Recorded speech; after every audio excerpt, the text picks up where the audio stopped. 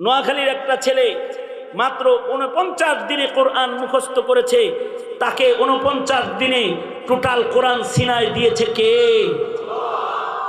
কারণ এই ইলমের হিফাজতকারী কে? জোরে বলেন, আরো জোরে আওয়াজ করে বলেন। কম্পিউটার দিয়ে হিফাজত করতে হবে না, সফটওয়্যার দিয়ে হিফাজত করতে হবে না।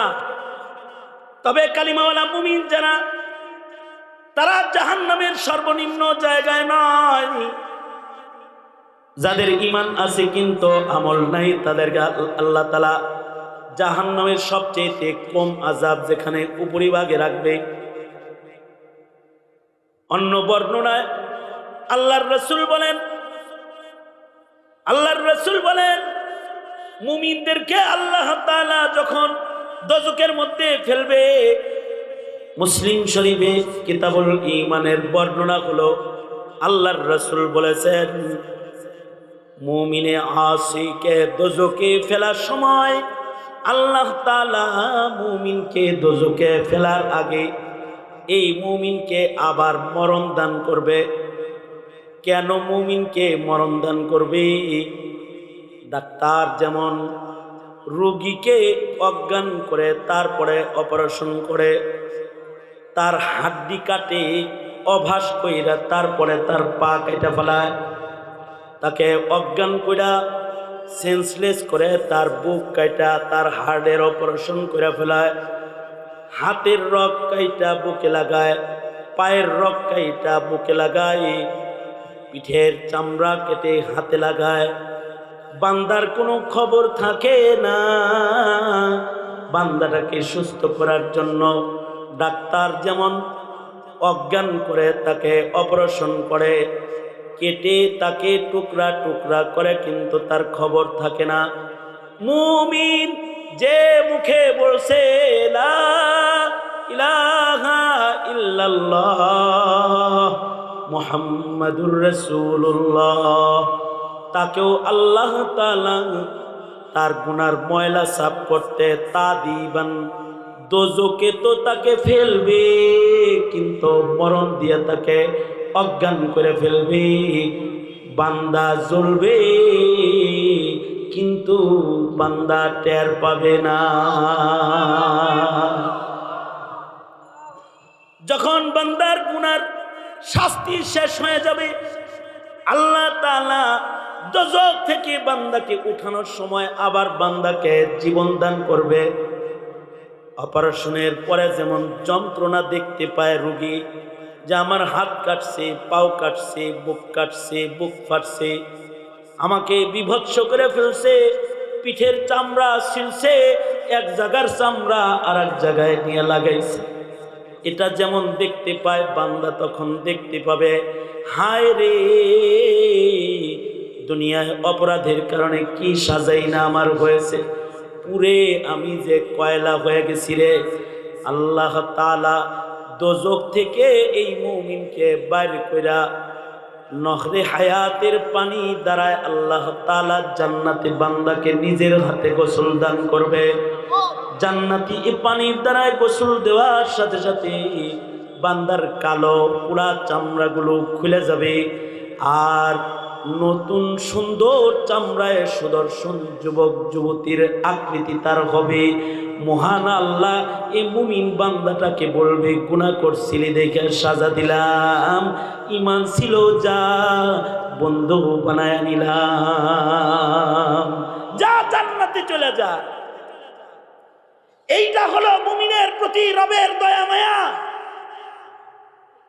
সর্বনিম্ন ঈমানদারকেও দয়া করে জাহান্নাম থেকে উঠায়া আল্লাহ তাআলা যে জান্নাতটা দান করবেন, সেই জান্নাতটা হবে এই পৃথিবীর 10 পৃথিবীর সমান।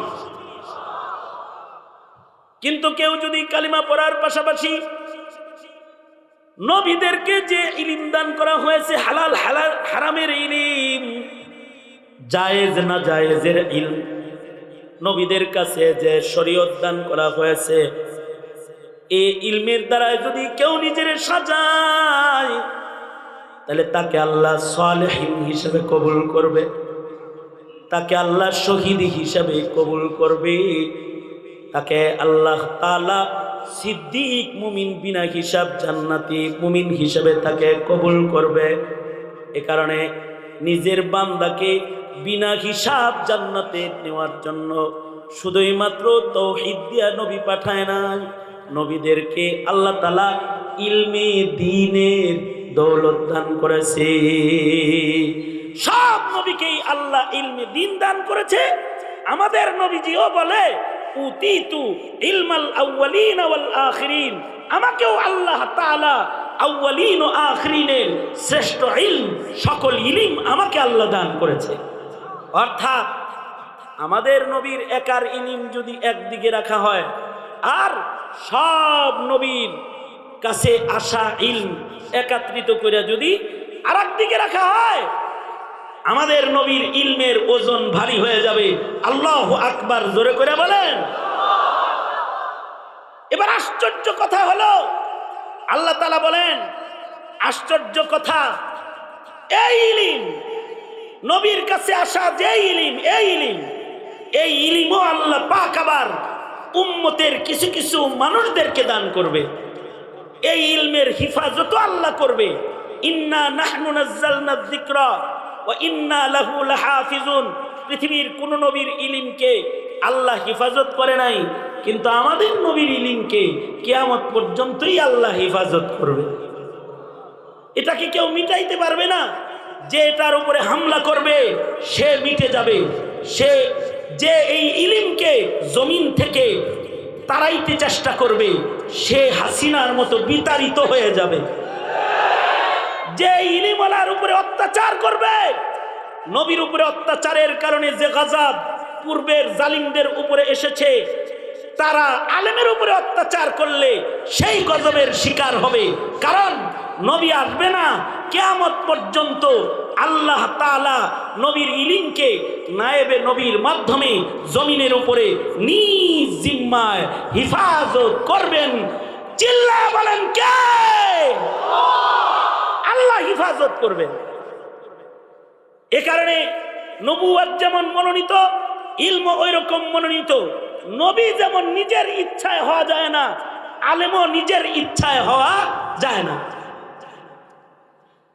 আজকে গৌরীপুরে একটা ছেলেকে আমি পাগড়ি দিয়েছি আজকে, এবং মাদ্রাসার পক্ষ থেকে তাকে আলাদা হাজার হাজার টাকার পুরস্কার দেওয়া হয়েছে। কেন? মাত্র 8 মাসে সে 16 পারা কোরআন মুখস্থ করে ফেলেছে। অর্থাৎ 14 পারা পড়ার পরে ওর ব্রেন আল্লাহ তাআলা এমন খুলে দিছে, উস্তাদরা দেখে 4-20টা করে সবক দেয়, তো বলছে তাড়াতাড়ি শেষ করে ফেলো, পুরস্কার দিব যদি এই বছর পাগড়ি নিতে পারো। পাগড়ি তো কত দূর, রোজা কত দূর। ও এর আগেই সে 5 মাসে, সে 8 মাসে 16 পারা কোরআনে কারীম মুখস্থ করে সবক শোনায়া দিয়েছে। বলুন তো এই ইলম এই বাচ্চাটাকে, ছোট্ট বাচ্চাকে দিল কে? জোরে আওয়াজ করে, মুসলমানের আওয়াজে কম।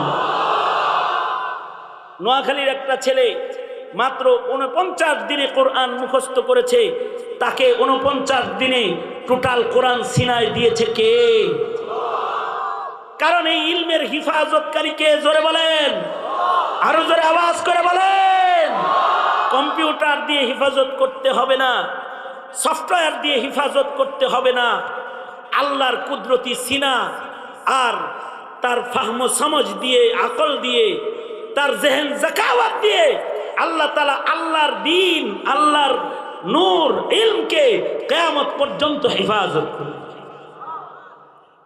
এই কারণেই পৃথিবীর কোন নবীর উম্মতের ভেতরে নায়েবে নবী নাই, কিন্তু এই উম্মতের ভেতরে নবী নাই ঠিক, নায়েবে নবী আছে। আল্লাহ তাআলা বলেন, এই জমিনের মানুষ, নায়েবে নবী আলেমদেরকে তোরা তোদের মতন মনে করবি না। হে নবী, আপনি জানিয়ে দিন, কুল হাল ইয়াস্তাবিল্লাযীনা ইয়ালামুনা ওয়াল্লাযীনা লা ইয়ালামুন। হে রাসূল, জানিয়ে দিন সাধারণদেরকে, যাদেরকে আমি ইলম দান করেছি আর যাকে দেই নাই, এরা 2 দল কখনোই সমান হতে পারে না। আল্লাহু আকবার, জোরে বলেন। কখনোই সমান হতে পারে না, কারণ তারা আল্লাহর মনোনীত। এ কারণেই তাদের ঘুমের মূল্য বেশি। এ কারণেই তারা যদি ঘুমিয়ে থাকে সাধারণ মানুষের ইবাদতের চাইতে তাদের ঘুমের মূল্য বেশি হয়ে যায়। এ কারণেই আলেমরা যখন মরে যায় তখন খাতেমা বিল খায়ের হয়ে যায়।